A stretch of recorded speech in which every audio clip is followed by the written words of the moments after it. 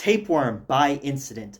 One of my favorite parts of reviewing follower-created albums is figuring out what genre they are, because usually they're not labeled on the web yet, so I've got to just use my judgment to figure out what's going on. And this was probably the hardest album to define genre-wise, which is a very fun challenge for me. The biggest thing that stood out to me here was actually the hardcore punk influence. Everything from the guitars to the vocal delivery to the DIY production style is very, very punky. But hardcore punk couldn't be the primary genre here, so then I thought, well, maybe sludge metal fits, It's very heavy, it's dark, and that explains the punk influence, but sludge just didn't sit quite well with me either. And I eventually settled upon metalcore. But I'm not talking modern metalcore, I'm talking old metalcore from the 90s, like Rorschach and Integrity. No choruses, very heavy, very aggressive, still had that punky production style. That's what I think of more than anything when I listen to this record. And the other influences here include death metal, sludge metal, noise rock, hardcore punk, and of course, power electronics and harsh noise, which are kind of this signature sound here that separates it from anything else on the spectrum. This is a narrative-driven concept album, and my favorite part about this album is the vocal delivery along with the lyrics and concept. I am one of few metalheads who actually cares about lyrics in music, but yes, I do, and the lyrics here are really great, really well written, captivating, dark, disturbing, and they make the album that much more entertaining. The fact that it has this narrative story to follow. It's one of those albums that I recommend anyone listening to it read along with the lyrics because it makes it so much more of a complete and full package. The vocals here are harsh vocals, but they're not death growls or Blackstreets. Again, they're much closer to hardcore punk yells, and all the vocals here have a layer of distortion and noise over them that makes them that much more aggressive. I love the vocal style here, and it's so evocative. It sits in this middle ground between angry and hateful and almost anxious and self-loathing. Like there's this fear of oneself. This is a concept album about a homicidal maniac, but according to the person, they're being controlled by a worm in their head, and they've got this aspect of fear, like they don't have control, like it's an addiction, and the vocal delivery just perfectly evokes that. I love the vocals here. A big surprise to this album was the fact that I enjoyed the power electronics and noise pieces to this album.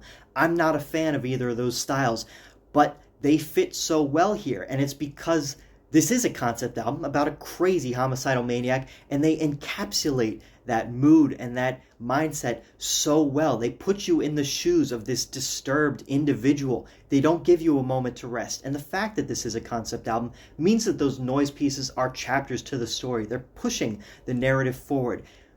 Never once do I feel like I want to skip these pieces. They contribute to the album, and that's really impressive to me as someone who isn't a fan of those styles. I enjoy it here. It's done very well here, and sometimes it's mixed in with the metal as well. Anyone who is a fan of noise or power electronics is definitely going to find this album to be a goldmine of great material.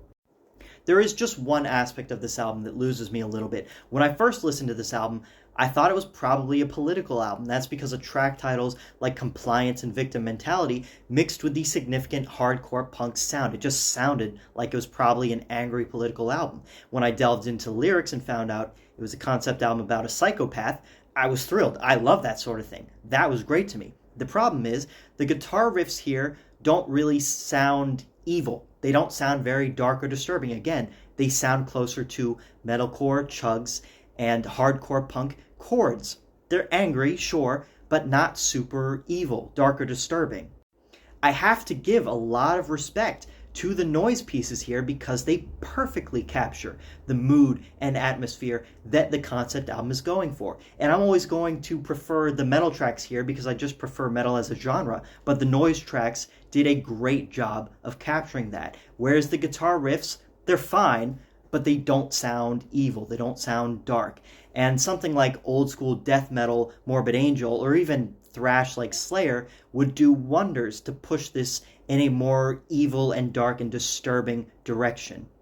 The drums here are programmed, but because this is a very noisy record, that's no problem to me. I think they fit the sound fine. The only areas where they don't sound very good are the blast beat sections, but other than that, the programmed drums are no issue at all.